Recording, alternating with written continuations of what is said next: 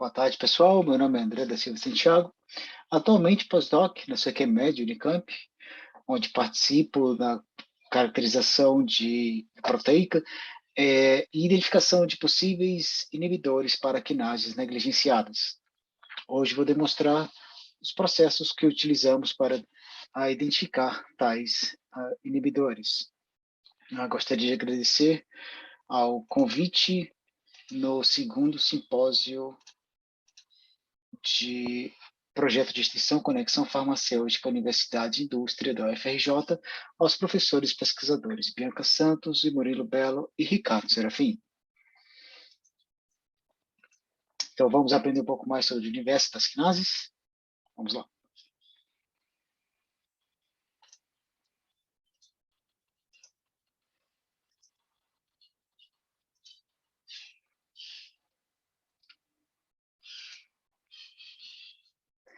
Bom, as quinases existem atualmente aproximadamente 530 membros, são classificadas em 8 famílias. Isso significa aproximadamente 2% de todo o genoma humano. E é uma das classes de enzimas mais estudadas pela FDA. Mais estudadas, sendo que até 2019, 71 drogas foram aprovadas pela FDA, tendo como principal alvo as quinases. Elas estão envolvidas nos mais diversos sinalizações celulares e servem de alvos para tratamento de cânceres e doenças autoimunes, glaucoma, artrite e diversas outras doenças. Só que dentre todo esse universo de 530 quinases, a grande maioria delas não se sabe, são desconhecidas, não se sabe quem são os seus substratos, em quais vias elas participam na célula. E a grande parte das publicações hoje, elas focam em aproximadamente 100 quinases, sendo proteínas receptoras de sinalização, CDKs relacionadas com divisão celular, P38-alfa, e também as patentes são mais focadas nesses principais alvos. Então, grande parte desse universo ainda é desconhecido. Então, focarmos nessas quinases negligenciadas nos traz a possibilidade de achar algo novo, cientificamente falando.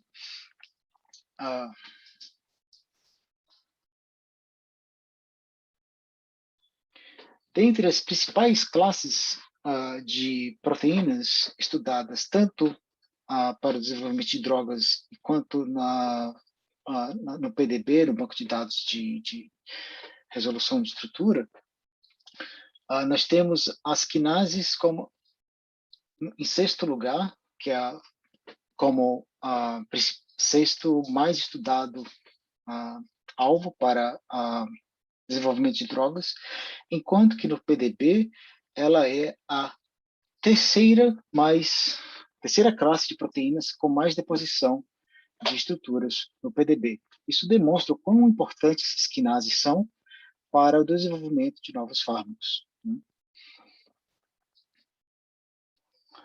E isso é um processo, o desenvolvimento de novos fármacos é um processo bastante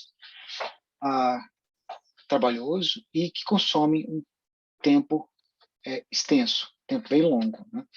A parte inicial de escolha de alvo e identificação do que se chama de compostos líderes, nós temos aproximadamente 18 meses, que é essa parte de desenvolvimento de compostos alvo específicos.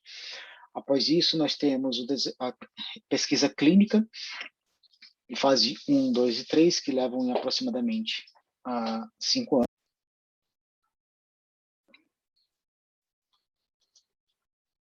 Bom, então, esse desenvolvimento inicial, identificação dos compostos, é o que a gente faz atualmente no CQMed. Dentre essas quinases negligenciadas, temos como exemplo as CANKKs 1 e 2.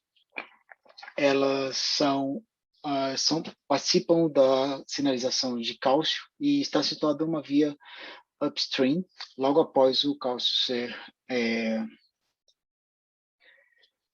entrar na célula, né? É uma quinase dependente de calmodulina e ela é capaz de fosforilar outras quinases, por isso calmodulin dependent kinase. Ela tem como substrato as CANKI4, a AMPK e a CANKI1. Elas são bastante expressas nos neurônios. Alguns estudos têm demonstrado que elas participam da formação de memória e também das vias de grelina e controle do apetite.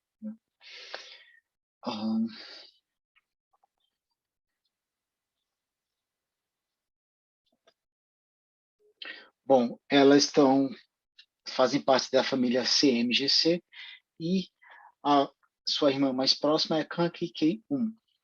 Elas, quando analisadas como um todo, né, elas têm 60% de identidade, elas têm um domínio que é característico dela, que é esses domínios RP. Ambas contêm o domínio autoinibitório e um domínio de ligação à calmodulina, né? Porém, o domínio quinase delas são bastante parecidos, 80% de similaridade. E vale a pena destacar que antes desse projeto, no início desse projeto, só havia uma estrutura depositada para CANKK 2 no PDB.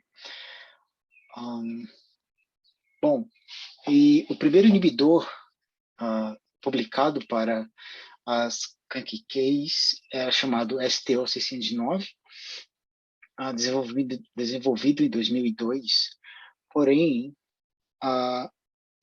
foi visto que o STO possui bastante chamado off-target, ou seja, ele atinge outras quinases que não a CANKK2, então o efeito que a gente pode estar vendo pode ser não somente da inibição da CANKK2, mas também de outras quinases. Bom, então, para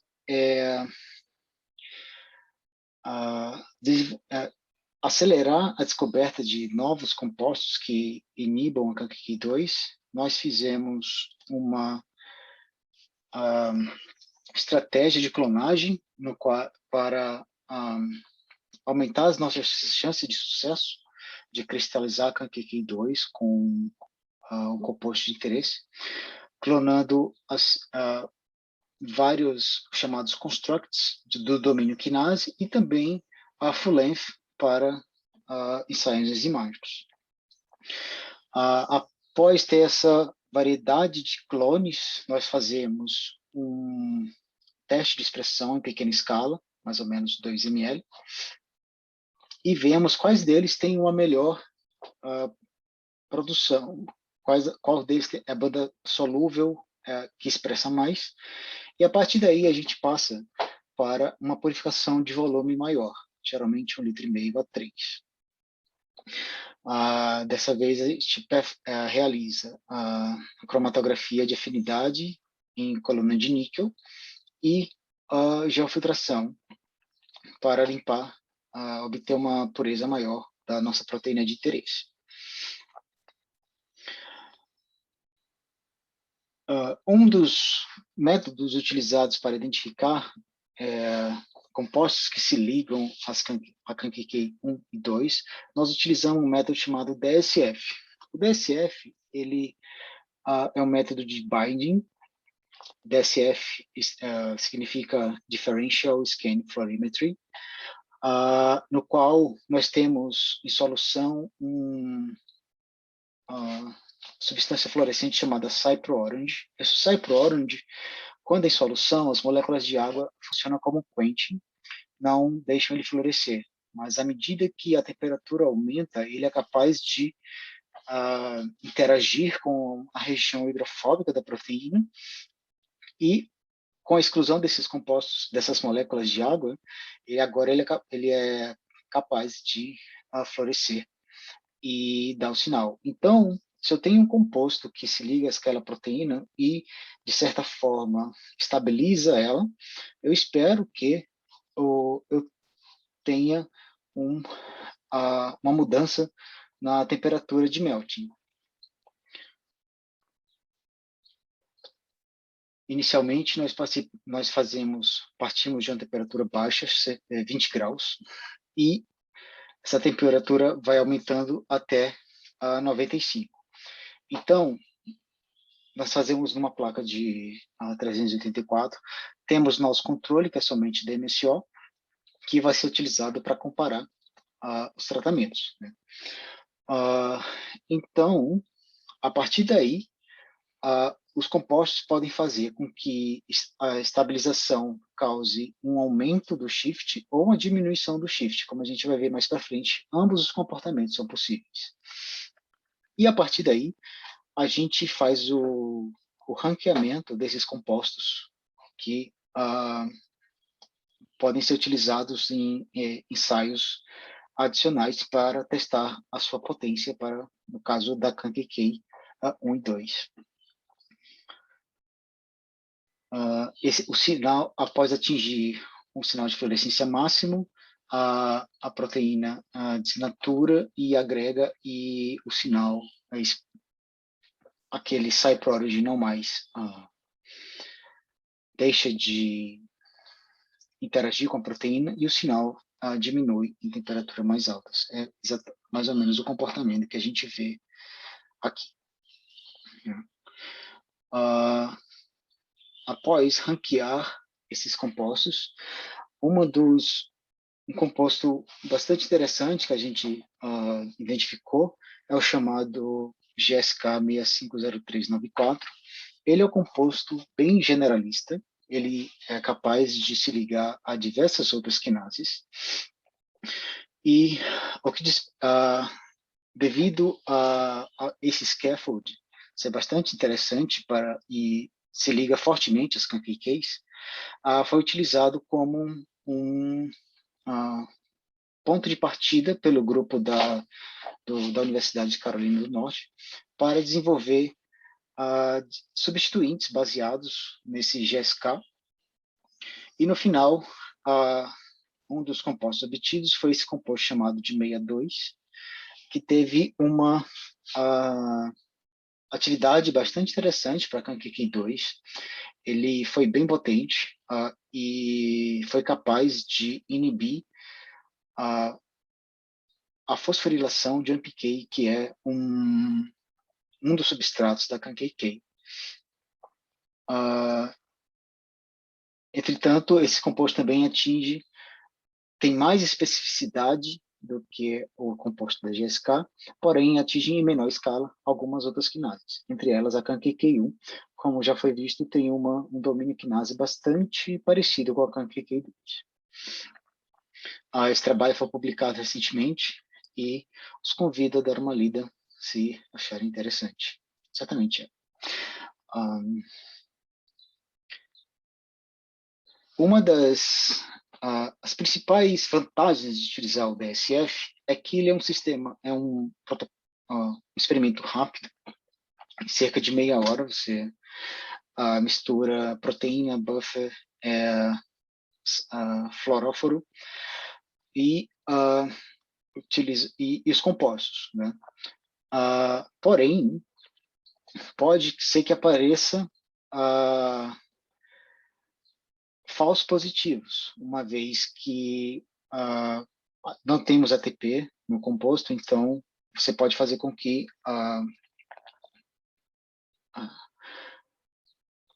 apareçam hits que, quando testados em enzimático, não sejam hits hits capazes de inibir a CanQK, né? Geralmente funcionam para proteínas pequenas, né? proteínas muito complexas, com vários tipos de domínio, geralmente não é um bom ensaio, porque esses domínios podem ter diferentes temperaturas de melting, o que fica bem difícil de interpretar a corrida.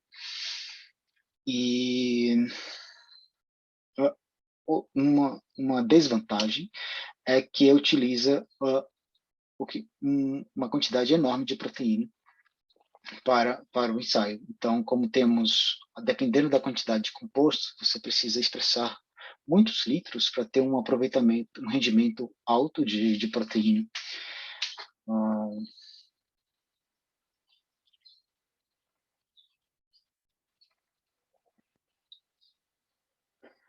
Embora ele seja um ensaio de binding qualitativo, a gente tem os valores de shift, foi visto que existe uma correlação entre a tamanho da variação do shift e o KD, ou seja, se eu tenho um time shift muito alto, é muito provável que eu tenha uma potência também alta, ou seja, um KD mais baixo. Né?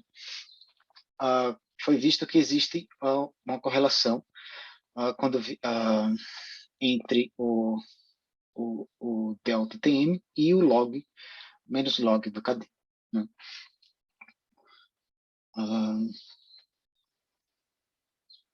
Como foi visto aqui, no exemplo citado, vimos que a grande maioria dos compostos são chamados de upshifters. Né? Eles causam um aumento da estabilidade e fica mais resistente ao desenovelamento com calor. Porém, isso nem sempre acontece. Existem também os compostos chamados downshifters, que esquematizado aqui. Nós temos uma colaboração com o professor da USP, que ele trabalha com a DNA polimerase, e foi visto que esse MK886, que é tido como um composto modelo, já foi validado, é um autêntico inibidor de DNA polimerase, ele é um downshifter, ele faz com que a proteína desestabilize mais rápido com o calor. Isso é possível. E foi visto também para vários outros compostos. Então, nem sempre que você... a gente também não costuma descartar valores negativos de shift. Eles também podem ser hits quando testados no enzimático, por exemplo.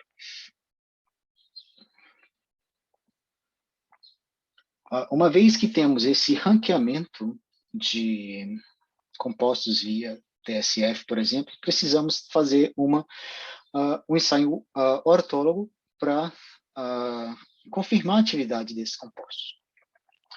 Geralmente, utilizamos os ensaios enzimáticos, que para quinase são bem estabelecidos. Existem vários métodos de alto rendimento, que chama high throughput. Para que isso aconteça, é preciso ter um substrato capaz de ser fosforilado. Esses substratos são geralmente serinas, treoninas e tirosinas.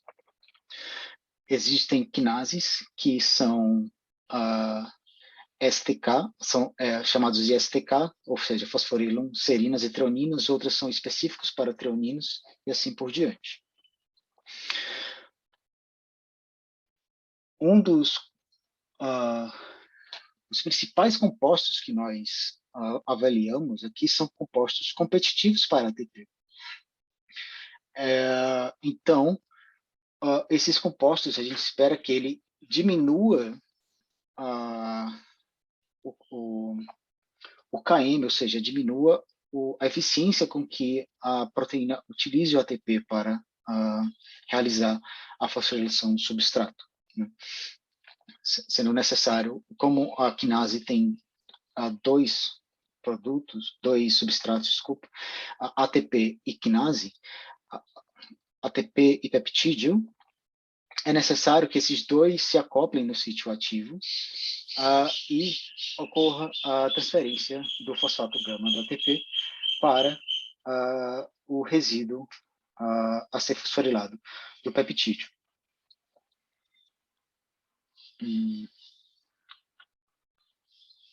Para realizar esses ensaios, utilizamos a tecnologia chamada de TR-FRET, que é a transferência de energia de fluorescência resolvida no tempo. Temos também os kits chamados de ATP-Glow, que realizam a quantificação de ADP produzida na reação, e também utilizamos a polarização de fluorescência, como veremos mais adiante, né? Dentre os métodos mais utilizados, utilizamos o FRET, temos os ensaios de binding. No caso aqui, temos uma quinase biotinilada, e é necessário que haja um tracer. O tracer é um inibidor conhecido para aquela determinada quinase, ligado a um fluoróforo. Então, se você tem um composto que se liga àquela quinase, ele vai ser capaz de deslocar esse tracer e reduzir o sinal, né? Para a gente quantificar esse sinal, a gente tem streptavidina conjugada com európio. A gente excita esse európio com comprimento de onda 337. Se o tracer estiver próximo, ocorre a transferência de sinal e o tracer emite a 665 nanômetros.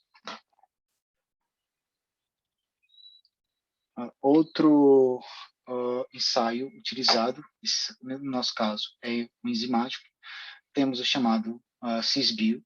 O Cisbio, ele é um kit no qual é fornecido 3 substratos, que são substratos generalistas, que podem ser reconhecidos por diversas quinases. Se a quinase fosforilar esse peptídeo, a gente vai ver uma marcação, o anticorpo antifósforo, antifosfoserina, antifosfotreonina, será capaz de interagir, e uma vez que o substrato é biotinilado, a gente também tem a streptavidina conjugada com o fluoróforo chamado XL65. Se ocorrer essa interação, o anticorpo, o criptato conjugado no anticorpo, será capaz de transferir essa energia para o fluoróforo e assim a gente detectar o sinal A1665. Esse aqui a gente tem um exemplo, né, de a quantificação do Km do ATP via a equação de Michaelis-Menten. A gente também costuma fazer a cinética para estabelecer a correlação linear para fazer decidir o tempo de testagem dos compostos, né, para determinar o IC50.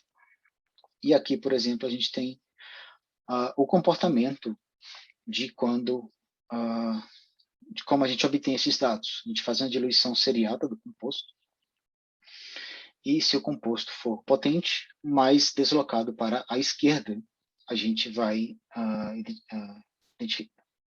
A curva vai ficar mais deslocada para a esquerda. Um outro método, também baseado em TR-FRET, é o Lance e o Light Ultra da Perkinome.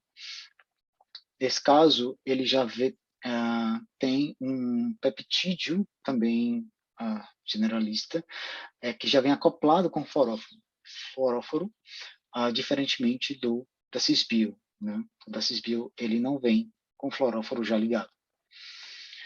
Então, se a sua quinase for capaz de fosforilar esse peptídeo, o anticorpo antifósforo vai ser capaz de interagir e, mediante excitação a 320 nanômetros, esse anticorpo também está conjugado com criptato. Se ocorrer essa interação, ou vai ocorrer a transferência de energia e a liberação, emissão da fluorescência a 665 nanômetros. é um kit que oferece uma janela de ensaio, sinal background bem favorável também para fazer os ensaios. E a gente tem obtido resultados bastante robustos, utilizando ambos os kits. E aqui um exemplo de como a gente obtém um dado bruto de uma corrida de determinação de IC50. Outro ensaio que a gente costuma fazer aqui é a polarização de fluorescência. A polarização de fluorescência é uma tecnologia que se baseia na rotação de um fluoróforo. Nesse caso, a gente tem um peptídeo com 5 resíduos que está acoplado a uma fluoresceína N-terminal. Esse peptídeo já vem 100% fosforilado e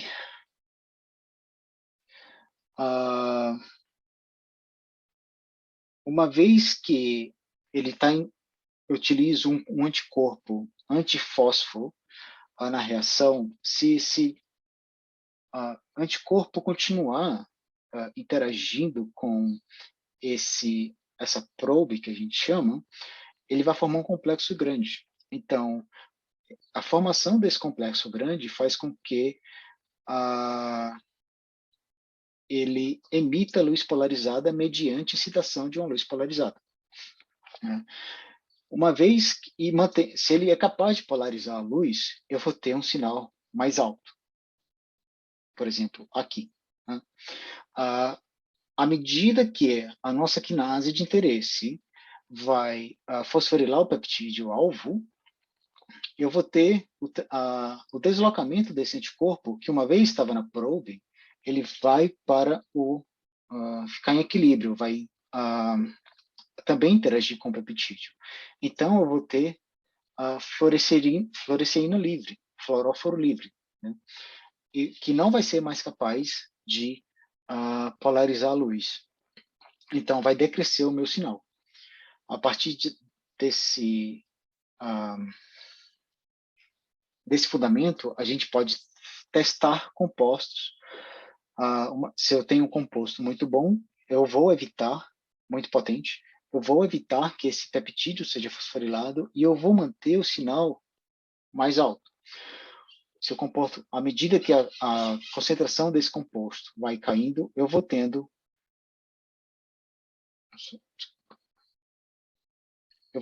uma diminuição do sinal, já que a interação, esse complexo anticorpo-sonda vai ser desfeito. Então, é esse comportamento que eu espero obter num ensaio de IC50 para determinação, para análise de compostos.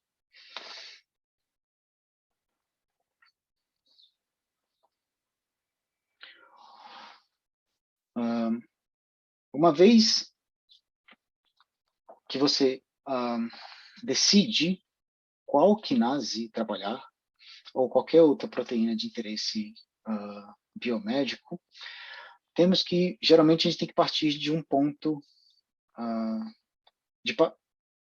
de um ponto em que já foi publicado a existência de um possível inibidor para ela. Como achar essas informações? Temos uma ferramenta que gosto de utilizar bastante, que é o Guide to Pharmacology. Nele, a gente pode fazer pesquisa por proteínas, por compostos, né? E ele vai compilar todos os resultados obtidos até o momento de ensaios feitos. Então, por exemplo, se eu escrever dasatinib no banco de procura, no campo de procura, eu posso depender. Como dasatinib é um composto muito bem caracterizado, já existe análise de inibição com diversas outras quinases, eu tenho uma rica informação bem rica a partir dele. É uma um banco de dados interessante para caso você queira descobrir se a proteína é inibida por algum composto. Temos também várias publicações, não nossa, feita em escala de alto rendimento. Por exemplo, eu recomendo o artigo do Davis, que ele faz um dado de seletividade, analisa um banco de seletividade de um banco de inibidores, que, com dados de potência e quais off-targets eles atingem. Também temos o artigo do Anastasiades, também utilizando outro conjunto de quinases. Geralmente, eles utilizam bancos com quase todo o quinoma presente, a 480, 500 quinases. Então, tem um dado de seletividade bem alto. Tem informações bastante interessantes nesses artigos. Também existem vários outros projetos Open Science para a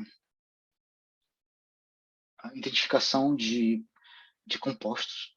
Dentre eles, cito o grupo SGC da Universidade da Carolina do Norte, com o chamado KCGS, que é o Kinase Chemogenomics Project.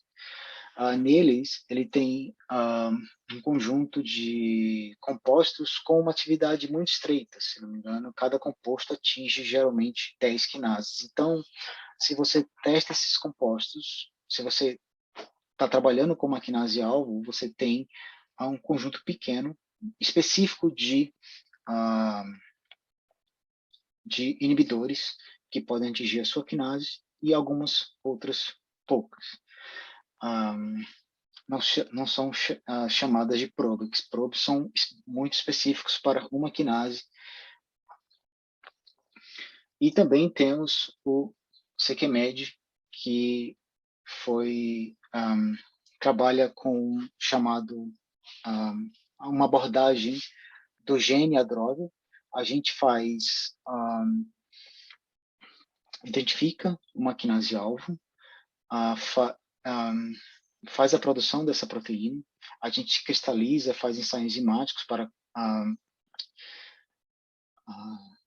analisar confirmar a interação proteína-composto e como que esse composto interage. E também temos várias colaborações com indústrias farmacêuticas e projetos de química medicinal, em que os químicos fazem a relação estrutura-atividade, o SAR de um determinado composto, fazendo séries químicas com pequenas variações para aumentar a seletividade de determinado composto. Gostaria de agradecer a oportunidade que vocês estão me dando. Esses são nossos apoiadores de projetos e bolsas, e parceiros de pesquisa, e caso ficaremos muito felizes de estabelecer novas colaborações. Estamos de portas abertas para caso nos queira visitar futuramente. Muito obrigado. Também não se esqueçam de seguir as nossas atividades e de se atualizar com as notícias de pesquisa feitas no nosso laboratório.